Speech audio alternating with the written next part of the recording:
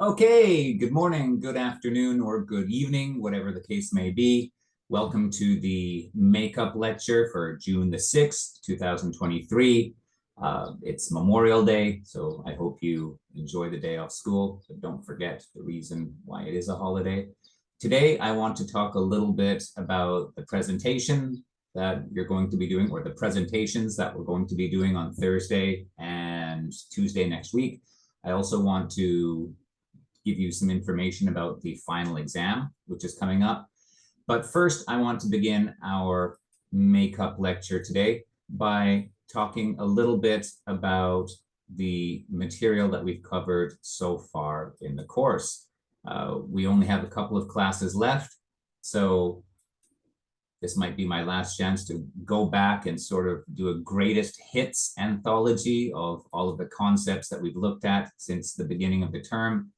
And keep these in mind before you put together your final presentation, because, well, this is your chance to show me how well you can apply the concepts that we have learned in this class. So let's get started, shall we? Okay, so yeah, review of the key concepts. Let's take a look at these very briefly before I talk about the presentations that we're doing on Thursday and next Tuesday. All right, I started off the course by laying out some general rules for short arguments. These I'm sure you remember: resolve premise and conclusion, unfold your ideas in natural order, start from reliable premises, be concrete and concise, build on substance, not overtone, and use consistent terms. These are the most fundamental rules: resolve, premise, and conclusion. This is not only important for you when you put together an argument. Look at your argument on paper and then think to yourself, if someone were to read this, or if someone listened to me, would they be able to clearly distinguish between my conclusion, what I want them to believe, or my expression of my opinion, and the reasons for that opinion? What are the premises that underlie my conclusion? Some of these premises you might want to put in a particular sequence in order to make them effective, and not only just effective, but make them easier to understand. There might be one case where it's a good idea to start with your conclusion and then give me your reasons, or maybe lay out your reasons in a particular order and then finish with your conclusion. It really does depend. Make sure you start from reliable premises as well. What is a reliable premise? This really can vary depending on your audience and what common ground you have in terms of knowledge of the topic, maybe particular beliefs, biases, etc.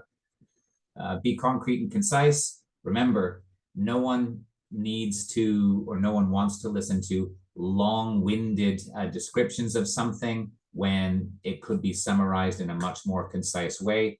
Especially in 2023, people find it harder than ever to remain focused on a long argument. So try and keep it as clear and concise as possible. Build on substance. That's right. Emotions are great, but unless you have the knowledge to back up the passion, it's not really worth anything. It's like building a house of cards. Also, use consistent terms. Whether you are, brain fart there for a second. This is where you might run into the risk of equivocation, where if you either maybe you're using two different words that you're implying have the same meaning when they clearly don't, or if you're going to have one single term that has two distinct meanings, but you're going to pretend that you're going to choose one for one case and another for another for later in the argument.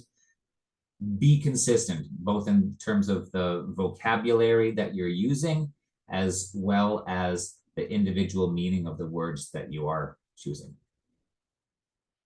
Arguments by example, obviously you could use a single example as an illustration. You're not going to use a single example to prove your whole point, although single examples can be very effective.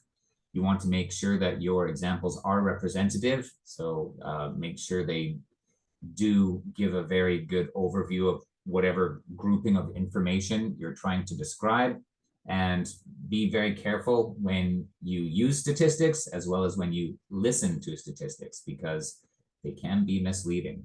It's also important to reckon with counterexamples. Remember, it's very unlikely that whatever situation it is that you're trying to describe, that it's true 100% of the time. There are always going to be counterexamples. And if you can use a counterexample that someone else might have in their mind, you can set them at ease by saying, listen, this is the argument I'm trying to make.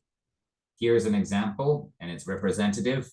On the other hand, I'll use smoking causes cancer as an example. I'd like to argue that smoking does cause cancer. I would point out that not everyone who smokes gets lung cancer, and that some people that don't smoke do in fact get lung cancer. This does not destroy the argument that smoking causes cancer, but it does show that you are reckoning with counterexamples. Moving on. Here we are. Use relevantly similar examples when you are dealing with analogies. That's true.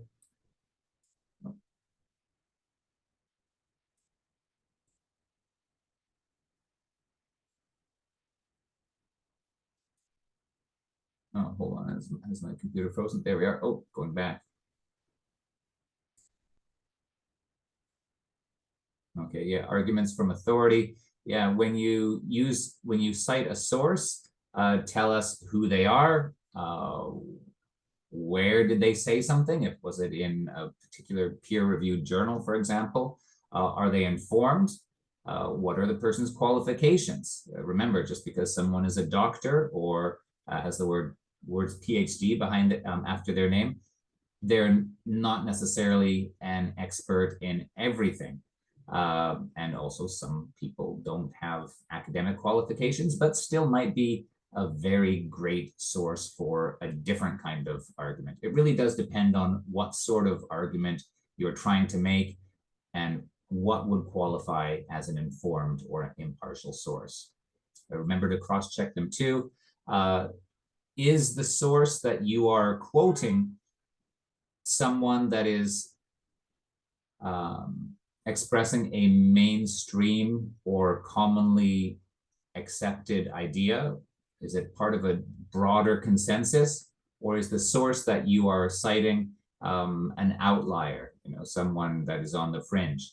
You might remember the example that I gave in class of the man with the long beard, Dr. Aubrey de Grey, I think his name was.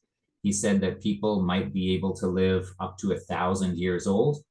If you wanted to do a speech talking about how it is possible for people to live much longer lifespans, you could quote this person, but it would be important to point out that he is expressing a view which is not commonly accepted. Okay, and moving on to our next rules. Here are arguments about causes. Remember, causal arguments start with correlations. You might remember the example I gave of the number of people who drown in a swimming pool each year is related to the number of Nicolas Cage movies that are released in a particular year. Sometimes things appear to be related when, in fact, they are just coincidences. There are also many different kinds of causal relationships, so it's a good idea to keep in mind what kind of relationship are you looking at. Is it a positive correlation where an increase in A is followed by a similar increase in B? Is it an inverted or negative correlation? Something goes up and then something else goes down. For example, the number of security guards at a university was increased and there was a noticeable decrease in crime, if you wanted to establish a correlation. Are you talking about A causing B, or are you talking about B causing A? Is there a third factor, maybe a C, that is causing both A and B? Try to work towards the most likely explanation. Are there any weaknesses in any particular hypothesis you have? that would lead you to believe that one explanation is more likely than another. Okay, deductive arguments, yeah, modus ponens, modus tollens, the hypothetical syllogism, disjunctive syllogism, dilemma, and reductio absurdum. These we looked at for a few different classes. This was right before the final exam, or right before the midterm exam, if I recall. I would like you to use at least one of these deductive arguments in your final presentation at some point. After the midterm exam, then we started looking at longer arguments, taking a look at argumentative essays, public debates, etc. So when I put you into groups, I asked you to explore the issue. Remember, you don't need to have an opinion right away.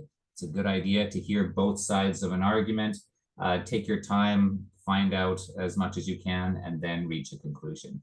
One of the big problems today is people like to have their conclusion ready right away before they often know very much about a topic.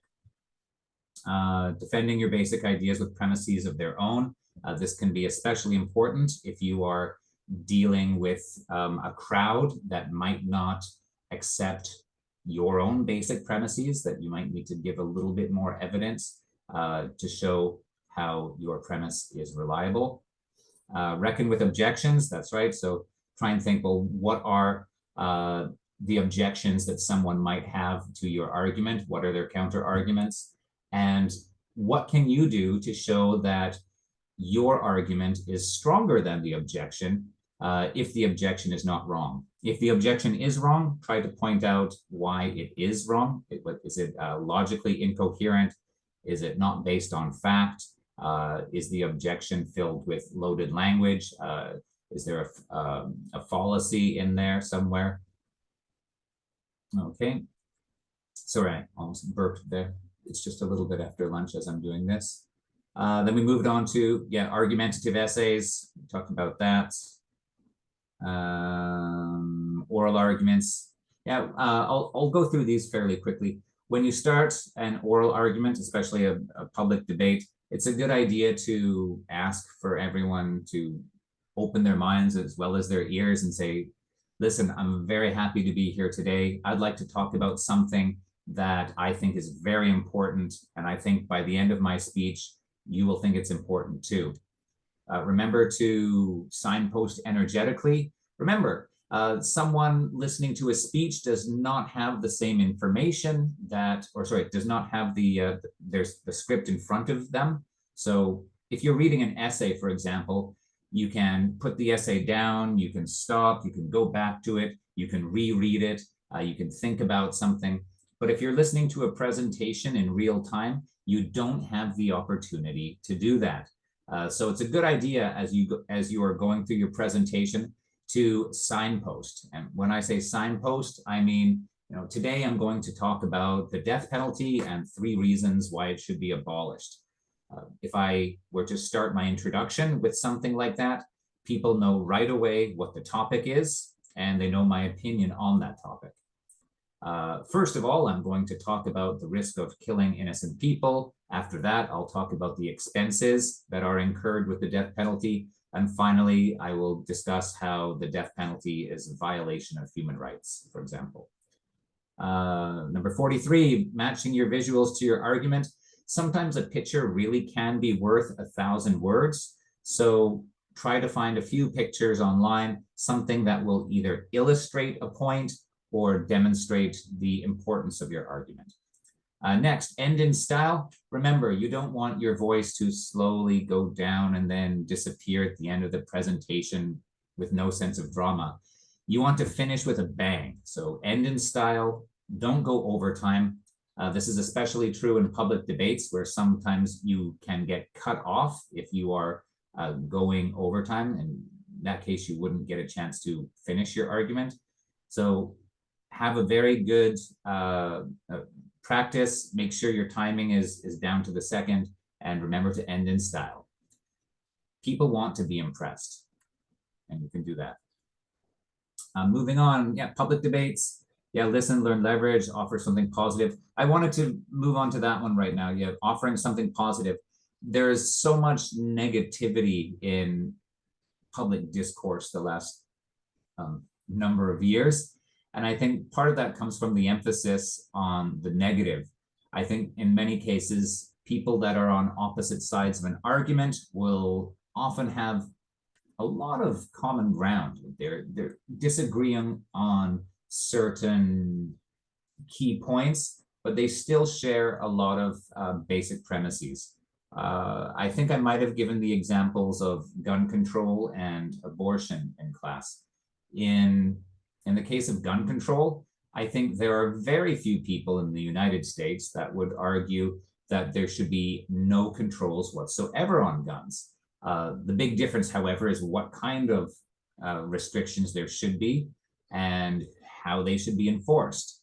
The same thing with abortion. I think most people, even if they are against abortion, would still be willing to accept there are certain cases where it is okay. For example, when the mother's life is in danger, if she continues to carry the child. Or people on the other side of the argument, people that are pro-choice. I'm sure most pro-choice people would also say there should be some kind of limitation on abortion. It shouldn't be exactly on demand.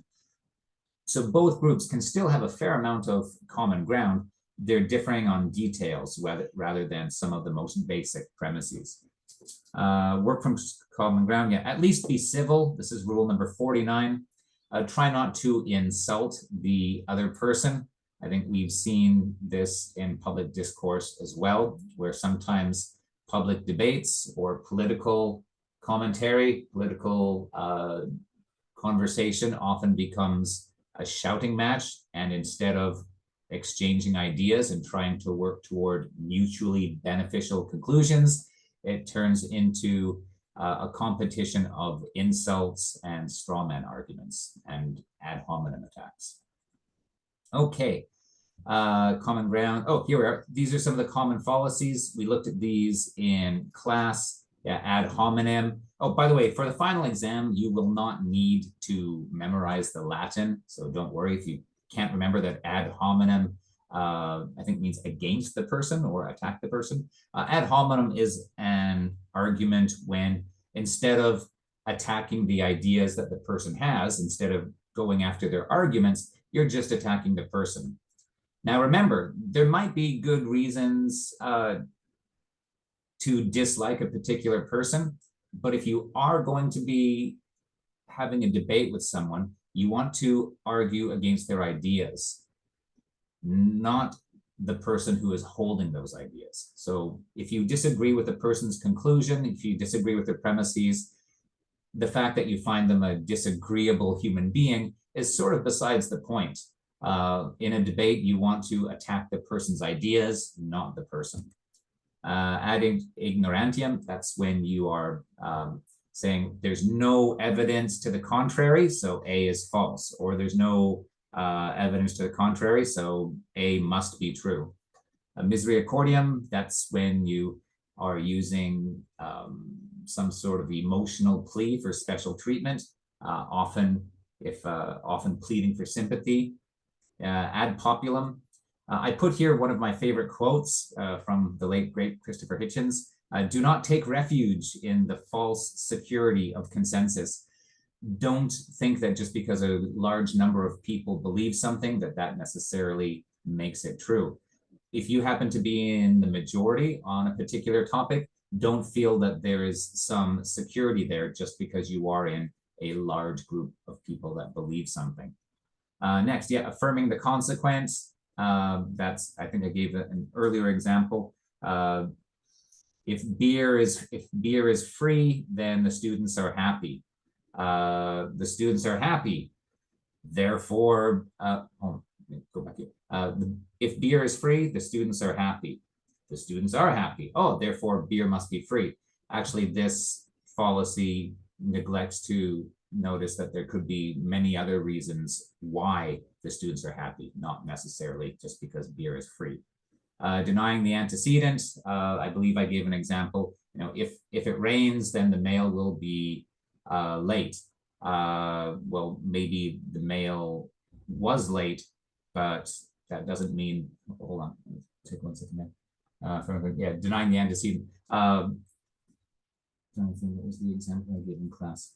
If you can tell I'm doing this live. If the male, if it rains, then the male will be late. It's not raining, therefore the male isn't going to be late. The male might be late. It's just not because of the rain. Just because situation A doesn't happen does not automatically mean that the second situation is going to happen. Then we have equivocation. That's when you're sort of sliding from one meaning of a word to a second meaning of a word within a particular argument. So, for example, you might use the word right in the beginning of an argument, meaning human right or correct, and then slip to the second meaning later on in the argument, which can cause great confusion. False dilemma, this is when you take a complicated situation and then you reduce it to two opposing options, neglecting to point out there could be a world of gray options in between them. And finally, the straw man argument. This is when you are taking somebody's argument, rephrasing it in a way to express an argument that they did not actually express, and then attributing that argument to them. Quite often, a person will straw man somebody's argument, and then they will object to that straw man argument and then give a reason why it's actually false. But they're not actually attacking the person's original argument. They're attacking the straw man version of it, which is intellectually dishonest. Okay, moving on after some common fallacies. I think now we are, okay, talking about the final presentation. Okay, so this is just a quick review of what you've already done so far. So I divided you into 4 groups. Each group decided on a topic, and now within each group, there are now 2 subgroups. One group that is going to argue for a proposition, one group that's going to argue against the proposition or support for against. So you've had a chance to explore the topic, brainstorm some nuanced arguments, you've chosen your positions, and now you're preparing. Let's see where we go from there. Remember, when you deliver the speech, I asked it to be about 1,000 words, give or take. You don't need to deliver it word for word, although I'm going to ask for a speech from each side. So side A will upload their speech and side B will upload their speech separately to Yolin Geshipan. Remember, you don't need to deliver it word for word. I will be marking the script itself, but if you go off script a little bit and you don't read it word for word, that's absolutely fine. You might want to ask yourself, how am I going to hook the audience? At the very beginning of the speech, am I going to use something as an attention getter? For example, am I going to show a picture that demonstrates the importance of the topic? Am I going to give a short anecdote? Am I going to bring an object, some sort of prop for people in the class to look at, something that will get their attention? Am I going to tell a joke or share a surprising statistic or a shocking fact? There are a number of different ways you can get someone's attention at the beginning of a presentation. Remember to signpost throughout. As I mentioned before, people don't have a copy of your speech. Well, I will, but I'll be the only person. So with that in mind, tell us what you're going to tell us. And then when you're signposting, you can have, now that I've given this example, I'll talk about something else. Make it as clear as possible. It's also a good idea at the very beginning of your presentation, when you do your PPT, show us actually just a quick slide that lays out your supporting ideas. This can be really good because then people will hear it as well as read it, and that can really help them remember much more effectively. Energy and enthusiasm. Yeah, you need to bring energy and enthusiasm. Remember, if you're not passionate about your topic, then there's no reason why your classmates should be passionate about it. So bring energy and enthusiasm, but you do need to bring some knowledge. Remember, if you don't do research, if you don't have information to back up your argument, it's going to fall flat. You don't need too many numbers. There's an old adage in public speaking, numbers numb, stories sell. You do need some facts in order to show us that you have done your research, but it's often the anecdotes, either a personal anecdote or maybe the personal experience of someone that is connected to the issue, a human interest story, for example. Those are the things which people in the audience will often make or have the greatest emotional connection with. One of the signs of an ineffective speech is one that is filled with very important numbers, but no personal stories for the audience to make a connection with. Remember, as I said before, numbers numb, stories sell.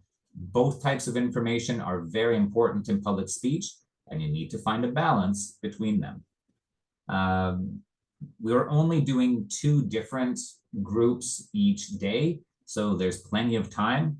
You don't need to rush through your presentation. And remember, you're not only going to be reading the speech, but you will have a chance to respond and ask questions in real time. Okay, and the last one I put here, yeah, a pause can make all the difference. If you want to emphasize a point, take a moment and leave a pause. Give the audience time to digest what it is you've just said. Okay, so June 8th and 13th, yeah, there's going to be the grand debate, 2 groups per class. This is how we're going to structure it. Group A will present their argument first, and for example, we support something, and then they'll read their speech. Remember, each person in the group should have a chance to read at least part of it. I don't want one person to just read the whole thing. I want to encourage everyone in the group to have at least some part that they're reading. A will present their argument, B will present their argument, then A will have a chance to rebut B and ask a question, then B will have the chance to do the same thing, then they'll take a couple of questions from the audience, and then the audience will be able to evaluate and then say which side they found more effective. That will not affect the ultimate grade, however, of your presentation. I will be the one that decides the final grade. The audience evaluation is just for your own self-knowledge. Okay, so the basic was, yeah, A will present their argument, then A responds to B and asks a question, B responds to A and asks a question, then audience questions. This should take about 30 minutes altogether, and we'll have 2 groups, and that'll take us through to the end of our class. Then on Tuesday, we will do it one more time, and then the final exam, that will be the following week. Okay, so let's take a look here. Yeah, what to do, what to prepare. Most of this you've already done. Yeah, choose a topic, done. Yeah, choose a side, done. Craft a thesis statement. Organize your argument in premises and conclusion form at first. This is a good idea because you get to put your ideas down on paper and then decide what would be the most natural order and how could I write this in a more effective way. Remember, just listing the premises and conclusion, it gets the job done, but it might not be that interesting to listen to. If you want a good example of this, go back to one of the earlier PPTs and look at the example of the meteor which hit Shrecha, I forget the name of the small city in Mexico 75 million years ago. On one slide, I lay out the premises and conclusion, but in the next one, I actually have it written as a paragraph. You can see how the paragraph does not bring in the conclusion until the very end. And the way it's written creates a much more dramatic feeling by creating a mystery. We don't know what the person's talking about at first, and then it builds to a conclusion. Yeah, remember to steelman your argument. When I say steelman, I consider that like the opposite of a straw man. So when you choose your objection or your counter argument, try to choose one which the other side might already be thinking of. Remember, you want to say your opinion, your argument is stronger. This is what the other side probably feels, and really do tell us what they feel. If you do it well, the other side should be able to listen to your counter argument and say, yes, that is a very accurate representation of what I do feel. You know you've done a good job if you're delivering a counter argument and you look over and you can see the people on the other side and they're nodding and they're thinking, that's right. Describe your argument in detail. Yeah, address a counter argument and then finish in style. Done that. Yeah, putting it all together. Yeah, remember when you do put your arguments together, start from reliable premises, yeah, unfold your ideas in natural order. Yeah, these are all of the same things which I mentioned earlier on when I went back through my review of our basic concepts. Remember to mention background rates for statistics, cite your sources, use at least one deductive argument to show your point. Okay, grading. Yeah, here we go. Yeah, I think I've showed this before. I've shown this before. The written argument itself will be about 10%. You should have your introduction, your supporting ideas, your counter argument, the response, conclusion. The speaking will be 5%, and I'm going to be quite open-minded with the speaking. Please just make sure your voice is clear and you don't speak too quietly. You should be fine. The PPT, you don't need to have many slides, but I would like you to at least have your arguments laid out in bullet point form on the PPT, as well as a few appropriate visuals. This is especially true if you are showing some kind of, if you're talking about something that the audience might not be familiar with, if it's a concept they're not familiar with, show us a picture. You can talk about something, but if I haven't seen it before, a picture is really going to help me a lot more than 1,000 words. Okay, what else have we got here? Grading, yeah, content. So your introduction, maybe some kind of attention getter, give us some background to the topic, tell us exactly what the topic is, and then give us a clear thesis statement. This is all straight out of argumentative essays 101. The body paragraphs, yeah, each paragraph should have an identifiable topic sentence. There should be no misunderstanding as to what it is you're talking about. You can give us anecdotes, analogies, generalizations, facts, statistics, deductive arguments, everything, all of the weapons in your arsenal to try and persuade the audience. Make sure that there's a clear focus on a supporting idea or counter argument. We should know very clearly what it is you're talking about in each section. Then in your conclusion, restate the topic, your thesis. You might make a quick reference to the counter argument and how you defeated it. Give us maybe a final thought. Don't give me any new information. Don't give me any new ideas. Just finish in style, and that's all you need to do. And remember, in speeches, signposting is important.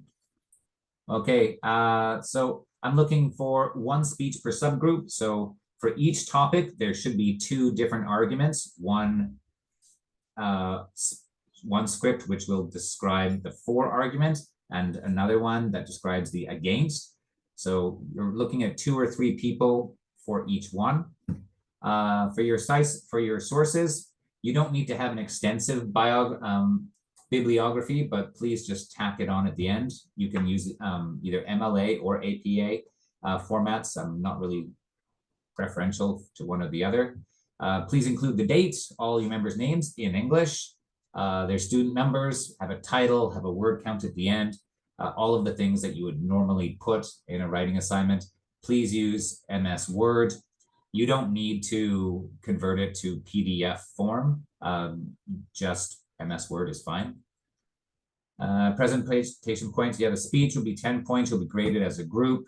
I'll be looking at the structure, grammar, vocabulary, and adherence to key concepts, especially adherence to key concepts. For example, do you start from reliable premises? Do you reckon with counterexamples? Things like that. Did you remember to include a deductive argument? Speaking, here I say that I say clarity and quality of content. I'd say I'm looking for clarity more than anything else. The content itself is coming from the quality of content is coming from the script more than the speaking. I want to know how clearly you can speak. And yeah, for the PPT, like I said, give me some appropriate visuals, but you don't need to overdo it. Don't have too much writing in a given slide, and you don't need to have an exhaustive list of slides. 10 slides or less might actually be all you need. Okay. And then at the end, yeah, hopefully you've persuaded the audience, and then after each group finishes, you will have a chance, the audience will have a chance to vote which side argued more effectively. Okay, now very quickly, the final exam. Okay, so you're probably thinking, this is what I've been waiting for the whole time. How long have I been going on here? I've been talking for about 30, 35 minutes or so. So this is probably what most of you have been waiting for. The final exam is going to be composed of 4 sections. I'll be giving you some questions on extended arguments, argumentative essays, oral arguments and public debates, and also fallacies. Let's take a look at each section in detail. For part 1, I'm not going to ask you all of these types of questions, but you should be ready for questions like these.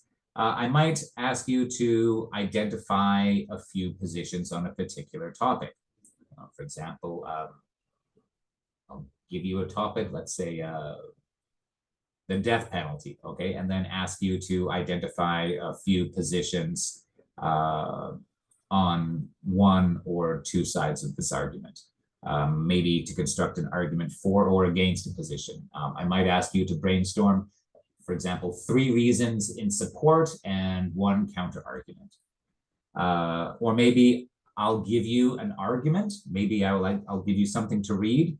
And then after you read the argument that concludes with a proposal, then maybe I would ask you to list alternative proposals and explain why they may be superior. Remember, some debate topics are not about just supporting or being against a particular topic, but they may be in support of a particular policy or a particular proposal. If I were to give you a proposal, for example, the number of students that are attending Sogdang University is slowly decreasing for a number of reasons. In this case, should, let's say, Sogdang University increase the tuition of all students by 10%?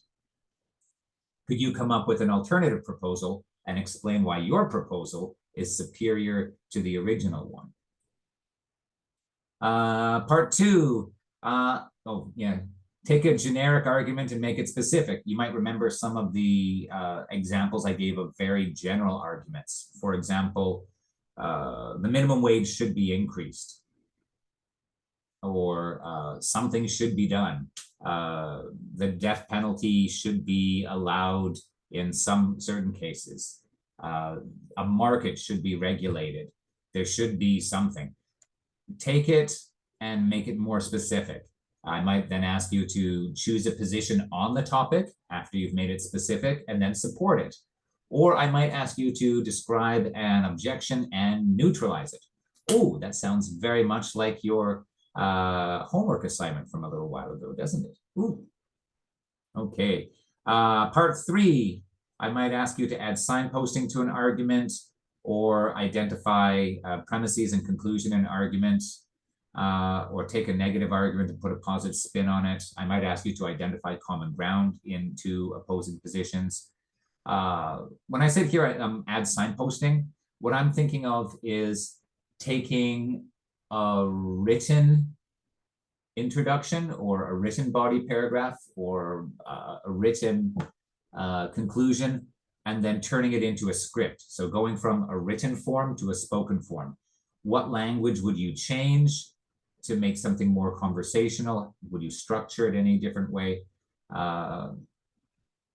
Just to sort of emphasize the difference between how an argument might appear in its written form and how it might look as part of the script, which is still written, but the intention is that it will appear in spoken form.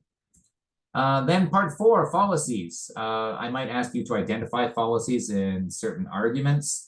We did an exercise in class on that. or I might ask you to describe the difference between various fallacies. I probably won't ask you to create your own fallacious argument and fix it. You've just done that for homework. But I might do something similar. You don't need to remember each of the names. I will provide some kind of list, at least of the arguments on the test. So you don't need to remember, for example, the difference between affirming the consequent and denying the antecedent. Okay. Final thoughts. Yeah. In a couple of weeks, our course will be finished and you will be free for the summer. I want you to keep in mind that critical thinking is not just for the classroom. I believe it really is preparation for the world in which we live and which you'll be entering full time after you graduate from university. It's not just about learning and moving on. I really hope that you don't take the information, it goes into one ear, and then after you write the test, then it just slips away. I really do hope that you can take these concepts and carry them with you throughout your life. I find myself sometimes going back and relearning them because as I encounter fallacious arguments in real life, as I look at my own thinking processes and look at and examine my own biases on certain topics, I really do find that a lot of these concepts can be revisited and they can be learned more deeply. They're not just learned once. I think the first time I learned these concepts, I found my understanding of them fairly superficial. But the more I go through them and the more I think about them and the more I see how they apply to my regular life, the more I find I understand them. Okay, one thing I might just want to finish off with here, turn this into a bit of a book club. A couple of books which you might find interesting. If you enjoy reading, here are a couple of books which I've found interesting and I've learned a lot from. The first book I'd like to recommend is called Tribe, and it is by a man called Sebastian Junger. It's a very interesting book at what people need in order to feel that their life is meaningful. He starts off with this story of going back to, I think it's Bosnia, a place that he had visited in the 90s when Yugoslavia was in a civil war. And he's talking to his taxi driver, and the taxi driver says, oh, you know, they start talking about the war, which had been over by then for many years. And he says, oh, you know, during the war, I used to deliver weapons and ammunitions to the front lines. And then he says, oh, but now look at me. And he sort of dismissively slaps the taxi, maybe the steering wheel or something. And what he meant was during the war, although it was a very dangerous, very scary time, he felt that he was needed. And that feeling was something which gave his life meaning and made him value his life much more. And it gave the writer this inspiration for reading a book. He was also inspired by spending some time with these American soldiers in Afghanistan in this very, very remote outpost in Afghanistan. And he found that when the soldiers were there, they could not wait to get out of there. It was one of the most unpleasant places on earth for them to be. Not only were they in danger of being shot by snipers, but trying to obtain water was a regular challenge. And they were, oh, I'll be finished very soon. But there are a number of other different challenges the people faced. But interestingly enough, after they went back to the United States, after a short period where they, had fun and enjoyed themselves, they all found themselves missing it. There was something about the experience which was actually quite addictive. And the writer also gives examples of different people that the experience of a war or a natural disaster really brought a community together, and it gave them a sense of purpose, which is missing from modern life. And he goes into a lot of detail about how modern life has removed the purpose which traditionally humans have had in hunter-gatherer societies. He makes the point that when the Europeans first went to the New World in North America, there were numerous cases of white Europeans that would leave European colonial settled society and join the natives. But Indians would never leave their society and join the white man's. And he argues that this comes from small communities that live in very precarious circumstances, give people a very strong reason to live because their existence is valued. They're an integral part of a group. And that's something which we've lost in modern society. That's one thing. So yeah, if you're interested in that sort of thing, check out, there's a couple of podcasts where Sebastian Junger talks about his book. Highly recommend it. It's called Tribe. Another one, this is not so much related to critical thinking as it is related to negotiations. So for anyone, for example, that's thinking about going into business, this might be an interesting book. It's called Never Split the Difference, and it's by a man called Chris Voss. That's V-O-S-S. Chris Voss spent more than 20 years as the top CIA hostage negotiator for the CIA. So, if someone, if there were a group of bank robbers, in a New York bank, and they've got guns and hostages inside the bank, and the CIA have got their man on the phone talking to the bank robbers, trying to talk them out, he was that guy. Or if there were tourists that were kidnapped by some extremist group somewhere, then he would be the one that would be negotiating the release of those hostages. And it's an incredible book that looks at how to talk people into doing something or how to talk people out of doing something. It's an excellent book about negotiation. And Mr. Voss makes a very interesting point. He says that a lot of the principles which he found very effective as an international hostage negotiator are also very applicable in the world of business and personal relationships. So check that out if you're interested.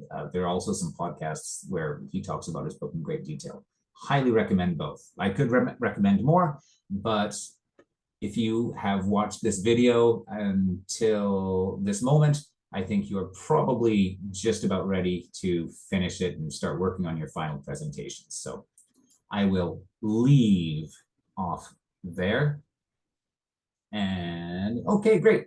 So I hope you enjoy June the 6th. That is Memorial Day. Please don't forget the reason for the holiday. It's an important one.